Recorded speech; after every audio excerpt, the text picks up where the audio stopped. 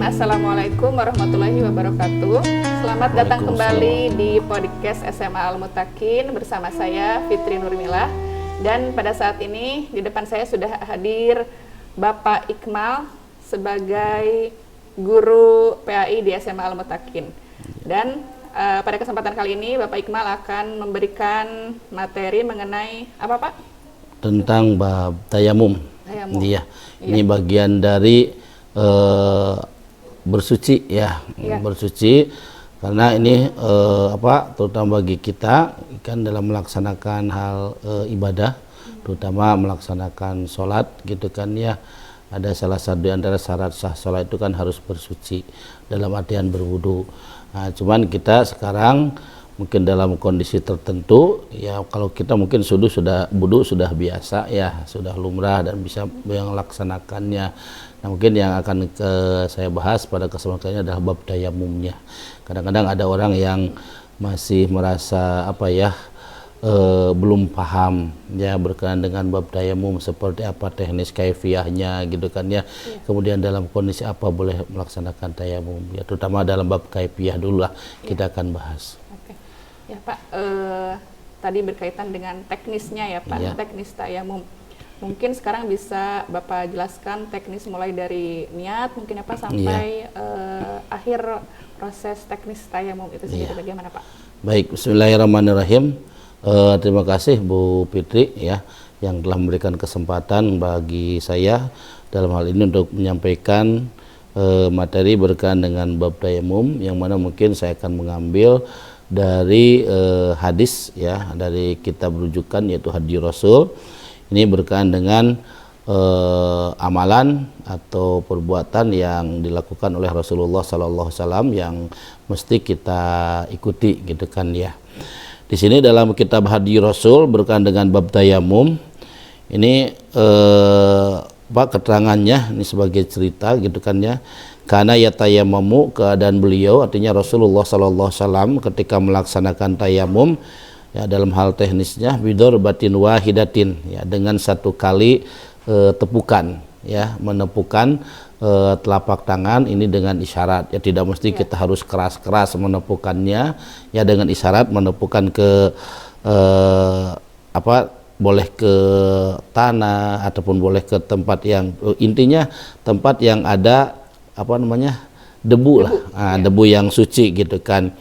Itu dalam keterangannya bidor batin wahidatin biwajhin wal kafain. Jadi satu kali tepukan itu untuk wajah dan kedua telapak tangan. Ya, jadi tidak dalam satu kali tepukan untuk wajah, satu kali tepukan untuk kedua telapak tangan, tidak, tapi satu kali tepukan untuk semuanya gitu. Dan dinyatakan walam yasih. Nah, dinyatakan tidak dan tidak dibenarkan anhu dari Rasulullah SAW annahu bahwasannya beliau itu tayammamu melaksanakan tayamum itu bidor bataini dengan dua kali tepukan. Karena tadi kan ada wajah kemudian dua telapak tangan. Nah, Rasul tidak melakukan dua kali tepukan dalam tayamum itu, tapi satu kali tepuk ya, untuk digunakan kepada wajah dan tangan, kedua tangan. Wala ilal mirfaqain ya. Dan Rasul ketika mengusap dua telapak tangan itu wala ilal mirfaqain, tidak sampai kedua sikutnya. Nah, karena sebagian ada yang mengatakan kalau tayamum itu mengusapnya sampai kedua sikut ya, sampai sikutnya. Kalau sampai sikut kan itu dalam wudu gitu kan ya. Kalau dalam tayamum cukup, makanya dikatakan wal kafaini. Kafaini dua telapak tangan. Batasan dua telapak tangan sampai mana? Itu kan sampai pergelangan tangan. Jadi tidak sampai sikut. Kemudian ada keterangan qala Imam Ahmad. Nah, telah berkata Imam Ahmad gitu kan, di sana mengatakan menyampaikan man qala, barang siapa yang mengatakan inna tayammuma, sesungguhnya pelaksanaan tayamum itu ilal mirfaqaini, sampai kedua sikut, fa innama huwa syai'un, maka sesungguhnya itu adalah sesuatu zadahu yang telah ditambahkannya min indihi, daripadanya. Jadi kalau ada yang mengatakan bahwa tayamum itu dalam mengusap kedua tangan sampai sikut, itu bukan keterangan dari Rasul, tapi menurut Imam Ahmad itu adalah keterangan darinya. Artinya apa? Dari orang yang menyampaikan itu. Karena Rasul tidak pernah menyampaikan ketika bertayamum mengusap tangan itu sampai sikut, tapi ilal kafaini gitu kan ya, sampai dengan sampai kedua tangannya, telapak tangan sampai pergelangannya, itu kan batasannya. Dan dinyatakan lagi dalam hadis ini, wakana, dan keadaan beliau ia tayammamu, bertayamum bil ardi gitu kan ya, dengan menggunakan tanah, allati yusolli alaiha, yang mana beliau akan melaksanakan sholat di atasnya. Jadi tidak mesti jauh-jauh. Kita tayamum, misalkan mau sholat di masjid, tayamum di sini nggak usah. Kalau kita mau sholat di masjid kemudian tidak ada air, ya tayamumnya di masjid saja. Ya nggak usah jauh-jauh dari rumah, siapa tahu di tengah jalan mungkin kita terkena istilahnya yang akan menyebabkan atau membatalkan kepada wudhu atau tayamum misalnya, kan berarti kita harus mengulang lagi.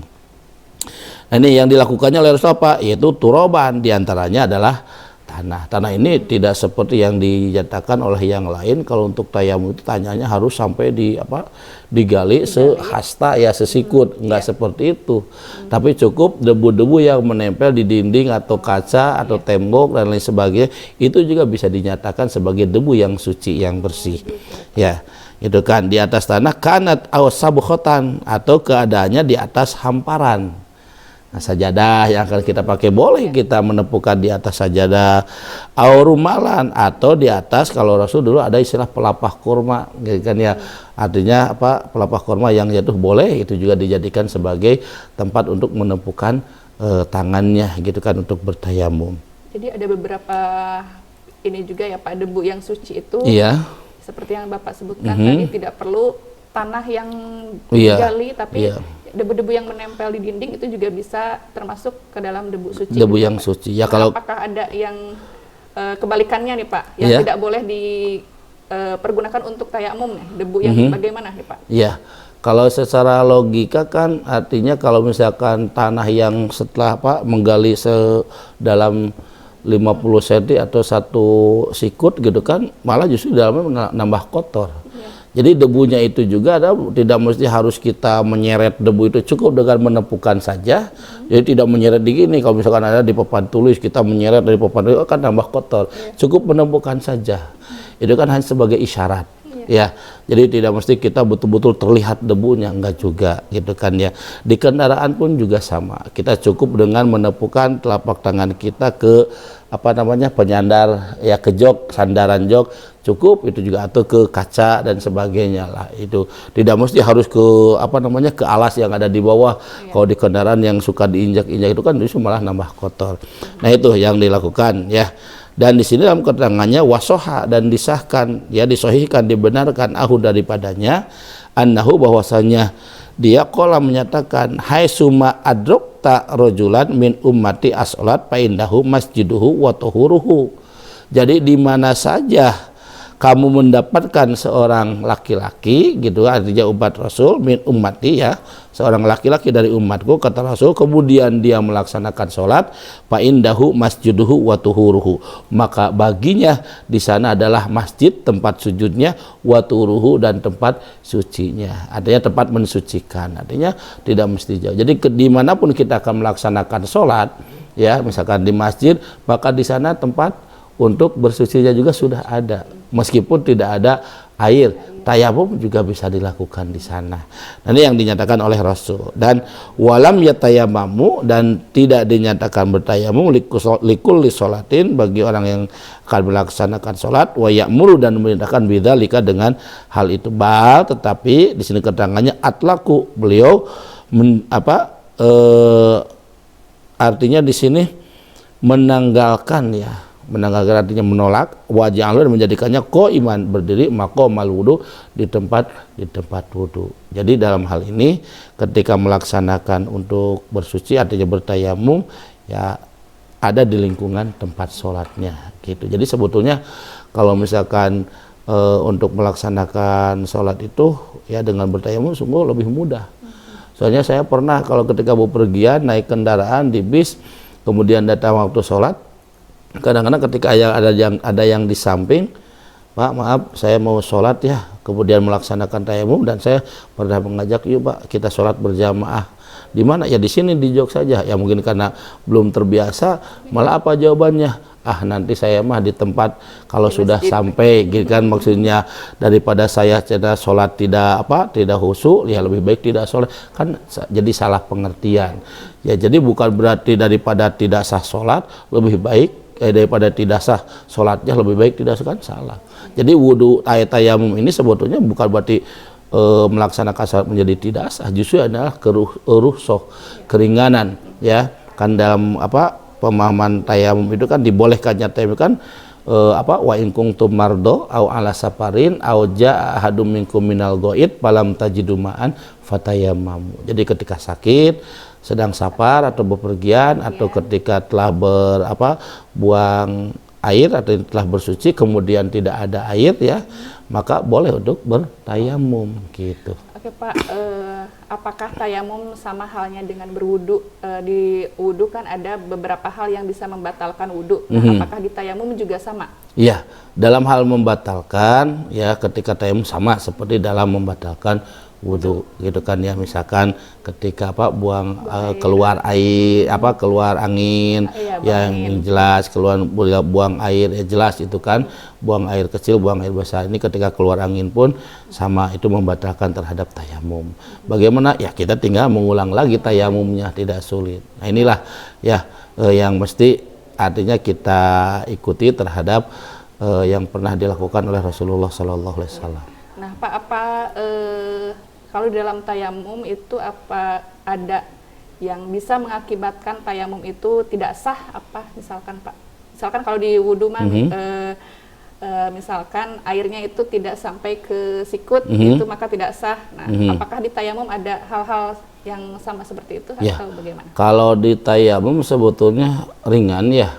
Jadi tidak mungkin, artinya tidak mungkin tidak ada yang bisa dalam melaksanakannya. Kan cukup kalau tayamum kan kaifiahnya ada dua model atau versi ya. Jadi yang pertama ketika menepukan tangan boleh, yang pertama kalau mau mengusapkan ini ke wajah terlebih dahulu, maka isyarat ditiup dulu.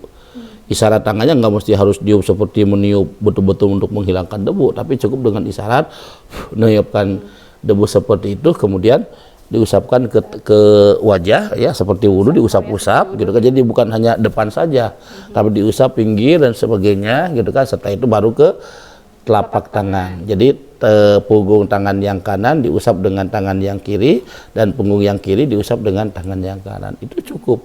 Itu kan dari pergelangan. Jadi bukan dari bawah, bukan dari ujung jari, tapi dari pergelangan ditarik ke jari, ya ini. Cukup satu kali aja ya Pak? Ya cukup satu kali itu. Ataupun ada yang versi kedua, ketika menepukan tangan, kalau mau ke tangan dulu boleh, tapi tidak mesti diisyarat ditiup, langsung saja ke tangan, ya. Nah kemudian ke wajahnya juga nggak usah ditiup, langsung saja. Nah itu jadi sangat mudah sekali, gitu kan ya. Jadi tidak mungkin ada yang dinyatakan tidak sah dalam bertayamum. Kalau wudhu mungkin saja karena sebagiannya tidak tercuci, terlihat masih kering dan sebagainya, itu menyebabkan tidak sah. Ya sebagaimana Rasul ketika pernah melihat sahabat sampai 3 kali menegur sahabat dalam berwudhu, ya sampai disuruh mengulang lagi sampai ketiga kali, ternyata sahabat belum ngeh gitu kan ya, kenapa disuruh berulang-ulang kembali wudhu sampai 3 kali. Ketika yang keempat baru oleh Rasul dikasih tahu bahwa di kakinya ada sebesar kuku yang tidak terbasuh, ya artinya masih kering. Nah itu, tapi kalau dalam tayamum kan tidak. Nah, apakah dalam tayamum menandakan harus basah? Enggak juga kan, nah, namanya juga tayamum, berarti kan tidak terlihat antara basah dan keringnya, hanya sebagai isyarat mengusap saja gitu. Nah Pak, apakah ada hukum atau ada dosanya misalkan ada yang melakukan tayamum padahal air masih banyak? Nah, apakah ada hukumnya yang seperti apa? Gitu? Seperti zaman para sahabat ada yang pernah gitu kan ketika bepergian, ya, kemudian datang waktu sholat, gitu kan. Taruhlah sahabat si A dan si B, ketika dia bepergian datang waktu sholat, kemudian tidak ada air. Dua-duanya melaksanakan tayamum, ya. Nah, ceritanya beres sholat, dua-duanya melaksanakan tayamum, melaksanakan sholat, udah beres, dia melanjutkan perjalanan lagi. Tidak lama kemudian, jarak beberapa kilometer, ada air dan ada tempat sholat. Kemudian di si dua sahabat tadi, yang satu yang melaksanakan, si B yang melaksanakan ya dua-duanya tayamum, kemudian si B menyatakan kepada si A, nih ada air. Saya mau mengulangi lagi, gitu kan ya, sholat yang tadi dengan cara berwudu. Kemudian si A tidak mengulangi lagi karena dia sudah ngerti gitu kan tentang tayamum. Nah, si B tidak dilarang oleh si A. Kemudian si B melaksanakan wudu, ya, kemudian melaksanakan sholat kembali. Setelah beres, kemudian ceritanya pulang, dua-duanya datang kepada Rasul dan menceritakan tadi. Apa kata Rasul? Bagi si A yang telah sholat dan tidak berwudu lagi, artinya hanya cukup dengan tayamum dan satu kali, ya, tidak diulang lagi sholatnya, kata Rasul, falahu ajroni, maka baginya adalah 2 ganjaran. Sementara bagi yang tadi si B, yang ketika dia menemukan air kemudian wudu dan sholat kembali, kata Rasul, falahu ajrun wahidun, maka baginya 1 ganjaran. Artinya apa? Ketika kita sudah melaksanakan tayamum kemudian ada air, maka tidak mesti harus mengulang lagi sholatnya, gitu kan? Ataupun ketika kita bepergian ada air, kita yakinnya mau ngambil yang mana? Apakah kita mengambil rusuh bahwa kita sedang safar, sedang bepergian? Kalau kita mengambil sedang safar bepergian, boleh bertayamum meskipun ada air, gitu. Tapi kalau kita tidak yakin, ragu-ragu, boleh juga silahkan kamu untuk berwudu dan melakukan sholat seperti biasa meskipun dalam safar. Nah, itu tergantung keyakinan kita. Sementara rukhsah, keringanan dalam safar itu adalah bertayamum. Maka sebaiknya gitu kan, kalau saya juga terus terang kalau lagi safar suka mengambil yang tayamum. Karena apa? Memanfaatkan rukhsah gitu kan ya, mengamalkan rukhsah dari Rasul gitu, rukhsah dari Allah yang dilakukan oleh Rasul gitu. Nah, kalau misalkan ini mah disengaja gitu ya Pak, karena misalkan malas ke air, nah tayamum saja, apakah itu diterima atau tidak diperbolehkan? Ya, dalam kondisi malas seperti bagaimana. Tapi kalau misalkan dalam situasi yang wah subhanallah, misalkan dingin banget gitu kan, dingin ya dingin. Kalau misalkan kita menyentuh air takut bagaimana, itu dibolehkan. Tapi kalau misalkan hanya malas menyentuh airnya, padahal air tidak terlalu dingin, biasa-biasa saja karena bangun tidur malas, itulah yang menyebabkan dia tidak sah nanti melaksanakannya dan berdosa bagi dia. Sama seperti ketika kita mau sholat ada air harus berwudu, tapi ketika kita malas berwudu, itu kan dosa, gitu kan. Tidak ada alasan bagi dia. Karena apa? Dia sedang mukim, ada di tempat, tidak sedang dalam bepergian, tidak sedang sakit, apalagi air ada. Kalau masalah air dingin atau tidak, yaitu mungkin karena zat dari airnya itu sendiri, gitu kan ya, kondisi gitu. Atau misalkan di daerah-daerah tertentu, daerah yang Lembang, Garut, yang suasana dingin, kalau pagi-pagi kita belum terbiasa, mungkin pada saat itu bisa saja. Tapi kalau orang yang sudah mukim di sana, kan sudah tidak merasa asing lagi dengan air yang dingin, terbiasa wudhu gitu kan. Tapi kalau misalkan kita tidak terbiasa, mungkin pada saat itu bisa saja kita diberikan keringanan untuk bertayamum gitu. Ya, terima kasih Pak Iqbal, sangat bermanfaat sekali ilmunya tentang tayamum, khususnya bagi saya menambah banyak pengetahuan. Terima kasih telah hadir di podcast SMA Al-Mutakin. Mudah-mudahan ini juga jadi bermanfaat buat Ikhwan semua ya, karena ya banyak versi, banyak pengetahuan dan sebagainya. Nah, mungkin ya mudah-mudahan dengan sedikit kita menambah wawasan, sharing, insya Allah ini akan menjadikan pemahaman buat kita semua. Ya, baik, terima kasih yang sudah menyaksikan podcast kami. Saksikan kembali podcast kami selanjutnya yang tentunya dengan materi yang bermanfaat bagi kita semua. Billahi taufiq wal hidayah. Wassalamualaikum warahmatullahi wabarakatuh.